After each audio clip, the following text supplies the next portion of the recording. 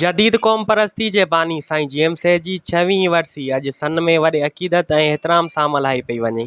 वरसी तक़रीब जो आगाज़ एसयूपी ऐं सैद ख़ानदान तरफ़ां साईं जीएम सेठ जे दरिया वारे बंगले ते सूफ़ियाने राग रंग जी महफ़िल ऐं मछलबदार रैली कढी मज़ार जीएम सेठ ते हाज़िरी भरे गुलनि जी चादर चाढ़े दुआऊं घुरी कयो वियो।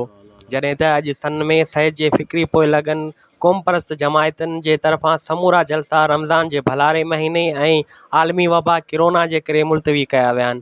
जलसा मुलतवी करण जे बावजूदि बि समूरियूं क़ौम परस्त जमायतूं जिन में जसकम बशीर कुरैशी, जसकम आरीसर, जिस्म रियाज़ चांडियो, जीअं सिंध क़ौमी पार्टी जसकप ऐं जीअं सिंध महाज सरवर ग्रुप जा मरकज़ी अॻवान सन पहुची मज़ार जीएम सेठ ते हाज़िरी भरे गुलनि जी चादर चाढ़े सैद खे भरपूर नमूने सां भेटा पेश कंदा।